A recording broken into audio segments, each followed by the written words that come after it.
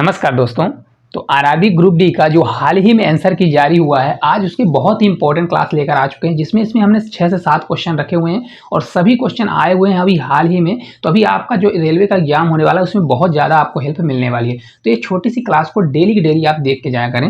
पहला देखिए, क्वेश्चन कुछ इस प्रकार का आया था कि एक समबाहु त्रिभुज की प्रत्येक भुजा 12 सेंटीमीटर है, तो इस त्रिभुज के अंतःवृत्त की त्रिज्या ज्ञात करें। अब देखिए, समबाहु त्रिभुज क्या होता है? समबाहु त्रिभुज वो त्रिभुज होता है जिनकी तीनों भुजाएं बराबर होती हैं। तो उनकी भुजा दे दिया है, क्या दिया है? भुजा दिया गया है।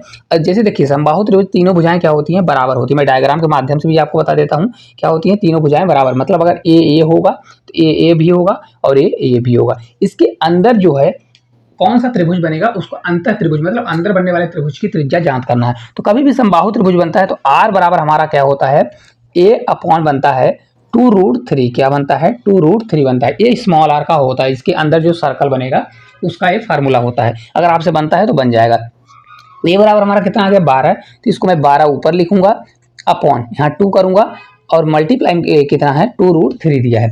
इसको देखिए, अगर सॉल्व करेंगे तो देखिए 2 से कट जाएगा, 2 से आपका 6 बार जाएगा तो 6 रूट कितना आ जाएगा? आपका 3 आ जाएगा। फिर अगर सेटिस्फाई करेंगे तो कितना हो जाएगा? इसको 2 लिख सकते हैं। 2 मल्टीप्लाई 3 करेंगे तो 3 को ऐसा लिख सकते हैं √3 मल्टीप्लाई कितना करेंगे? √3। क्योंकि बहुत से लोगों से ना कैलकुलेशन करने में ही गलती होती है। तो √3 क्या हो जाएगा? हमारा कट जाएगा। एक √3 से एक √3 कट जाएगा। तो आपका राइट आंसर कितना आ जाएगा?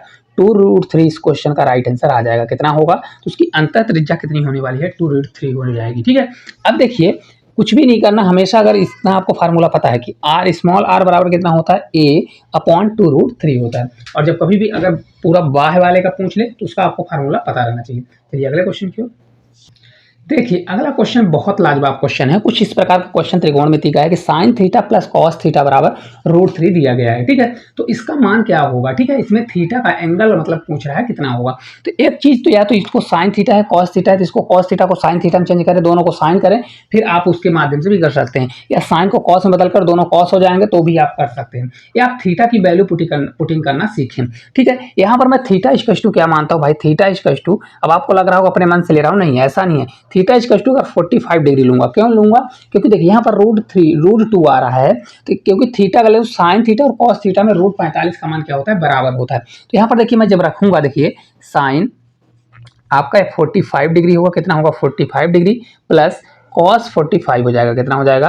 ये cos 45 हो जाएगा। sin 45 का मान कितना होता है? 1/√2 होता है। और सेम यही होता है cos 45, क्योंकि दोनों का मान क्या होता है? बराबर होता है। तो इसको जब मैं सॉल्व करूंगा तो √2 का एलसीएम √2 ही आएगा।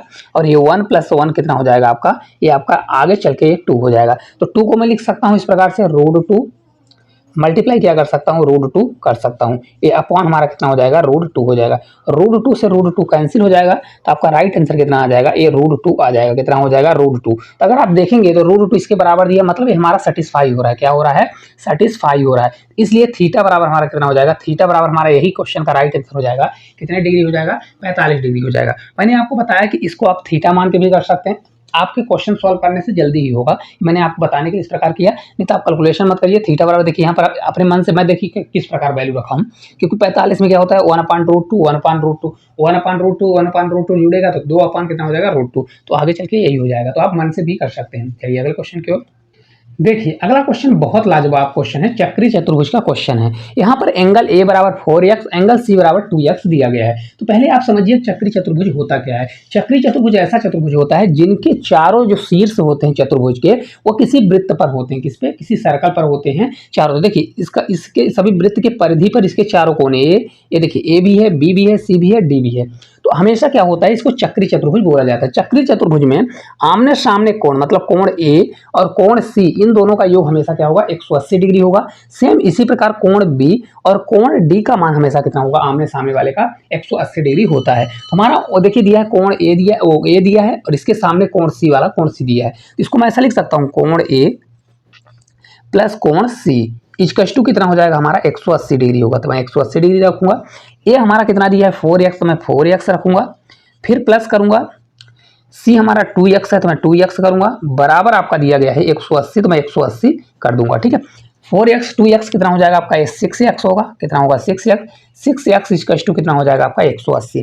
तो x का मान ही तो पूछ रहा है क्वेश्चन में, 6 से आपका कितनी बार जाएगा, 3 बार, तो आपका 30 आ जाएगा। x का मान कितना होगा 30, आपका मतलब 30 डिग्री आपका इस क्वेश्चन का राइट आंसर होगा।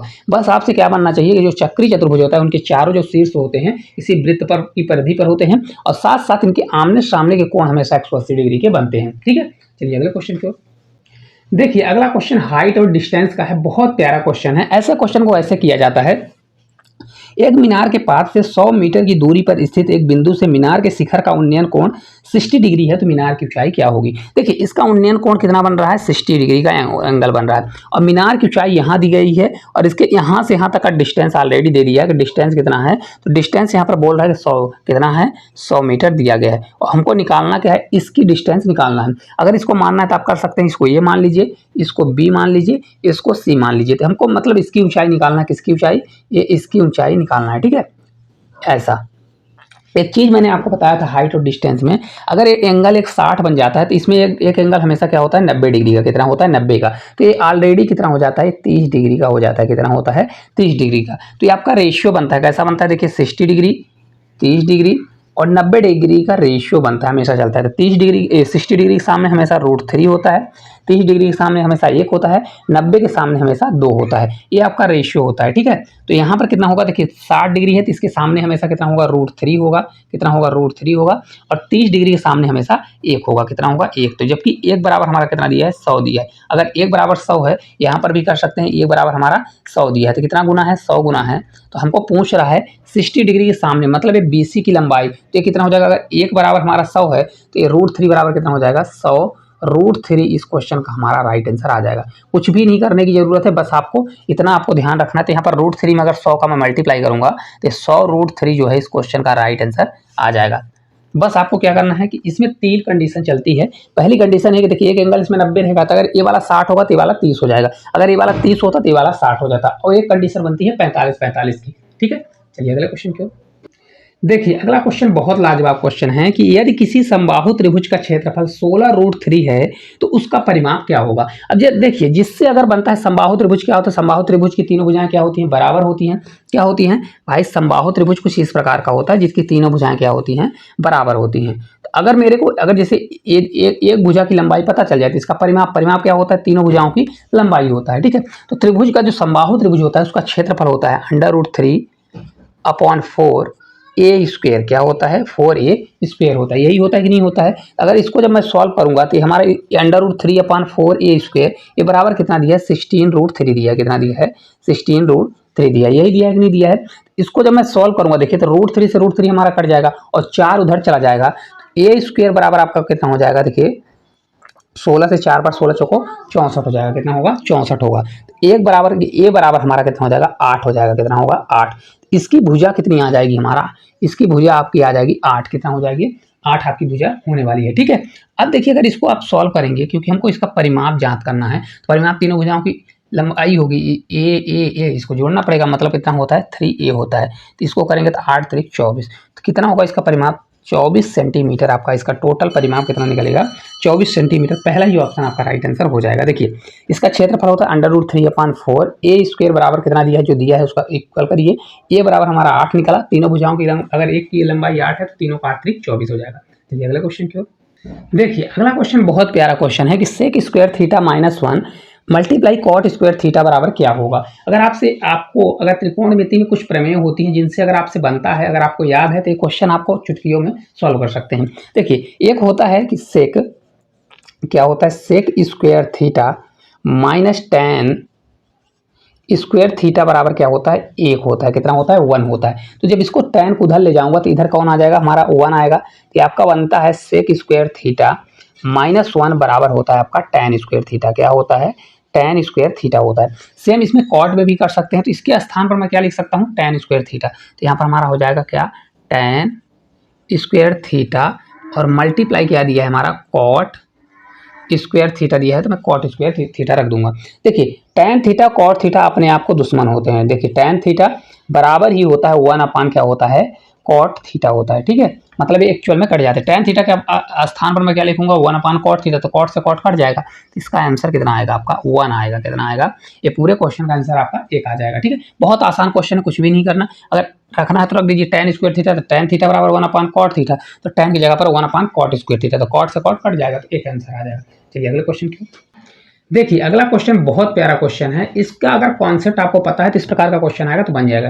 देखिए समचतुर्भुज है और इसके विकर्ण दिए गए हैं, तो इसकी भुजा पूछ रहा है। अब देखिए एक चीज इसकी कंडीशन याद रखिए, जो समचतुर्भुज होता है इनके विकर्ण एक दूसरे को क्या करते हैं, बराबर कट करते हैं। जैसे देखिए AC है और ये जो BD है, तो इसको बराबर हिस्से में कट करेगा, मतलब ए बराबर होगा और इधर से AB बराबर होगा। इसी प्रकार AB बराबर होगा और AB बराबर होगा। साथ साथ यहाँ पर जो एंगल बनता है दूसरे को जहाँ पर कट करते हैं, ये एंगल हमेशा 90 डिग्री का बनता है। क्या बनता है, 90 डिग्री, मतलब ए भी 90, ए भी 90, ए भी 90, ए भी 90, 90 डिग्री का एंगल बनता है। ठीक है, अब 90 डिग्री का बनेगा तो सामने हमारी कर्ण हो जाएगी, क्योंकि यहाँ पर पाइथागोरस प्रमेय लगेगा, समकोण त्रिभुज बनता है। तो देखिए अगर AC आप मानना है किसी को, मान लीजिए अगर टोटल डिस्टेंस AC हमारा टोटल डिस्टेंस 16 था, तो ये अब कितना होगा, क्योंकि आधा आधा हुआ, तो ये 8 हो जाएगा और ये भी कितना हो जाएगा आपका 8 हो जाएगा। सेम इसी प्रकार अगर BD इसको मानते हैं तो 12 है, तो इसका कितना हो जाएगा, ये आपका 6 होगा और ये भी आपका 6 होगा। तब देखिए 8 6 और यहाँ पर 90 डिग्री का एंगल बन रहा है, तो कर्ण हो जाएगा। तो इस वाले त्रिभुज में अगर आपको दिख रहा है, तो इस वाले त्रिभुज की मैं बात कर रहा हूँ, ये इस वाले त्रिभुज की। ठीक है, यहाँ पर एक समकोण त्रिभुज, तो एक समकोण त्रिभुज है, तो यहाँ ट्रिपलेट लगेगा। तो एक ट्रिपलेट होता है 6 8 और क्या होता है, देखिए 3 4 5 वाला, तो 6 8 आपका 10 एक ट्रिपलेट होता है। क्या होता है, ट्रिपलेट होता है। अगर बनता है तो ठीक है, नहीं बनता तो आप क्या करिए, देखिए मैं आपको बताऊंगा। देखिए आपका 10 हो जाएगा, इसकी भुजा ही तो पूछ रहा है, तो भुजा हमारा 10 सेंटीमीटर आ जाएगा, वो आपका यही आंसर हो जाएगा। फिर भी जिससे नहीं बनता तो आप क्या करिए, देखिए कर्ण का स्क्वायर क्या होता है, क्योंकि ये तो कर्ण होगा ना, तो कर्ण मतलब AB का हमको मान निकालना है, तो AB बराबर आपका क्या हो, AB का स्क्वायर करना पड़ेगा। AB स्क्वायर बराबर, अगर AB निकालना है तो AB स्क्वायर होगा, तो ये अंडर रूट लग जाएगा। 8 का स्क्वायर कितना होगा, 64 होगा, प्लस 6 का स्क्वायर कितना हो जाएगा, 36 हो जाएगा। ठीक है, 64 36 100 होगा, और अंडर रूट के अंदर 100 किसका स्क्वायर होता है, 10 का। तो आपका 10 सेंटीमीटर इस क्वेश्चन का राइट आंसर आ जाएगा। ठीक है, आपको इस प्रकार करना है, नहीं तो ये आपको ट्रिपलेट अगर पता है तो ट्रिपलेट से आप डायरेक्ट कर सकते हैं। 6 8 और 10 ट्रिपलेट होता है। किसका ट्रिपलेट होता है, एक्चुअल में ट्रिपलेट होता है 3 4 1 5 ट्रिपलेट होता है। तो 3 का एक देखिए कितना गुना दिया है, 2 गुना दिया है, 3 से 2 गुना 6 हो गया। इसी प्रकार 4 का 2 गुना कितना हो गया, 8 हो गया। तो इसी प्रकार से 5 का 2 गुना कितना हो जाएगा, आपका 10 हो जाएगा। तो ट्रिपलेट बन जाएगा 6 8 और 10, कितना बनेगा, 6 8 10 ट्रिपलेट बन जाएगा। तो अगर इस प्रकार के क्वेश्चन अगर आपके पेपर में आज के बाद आते हैं तो 100% आपसे बन जाएंगे। तो क्लास आपको किस प्रकार से लगी, अगर अच्छी लगती है तो एक प्यारा सा कमेंट करें, और चैनल पर नए हैं तो चैनल को सब्सक्राइब करें, साथ साथ इस वीडियो को ज़्यादा से ज़्यादा शेयर करें। तो आज के लिए इतना ही, धन्यवाद।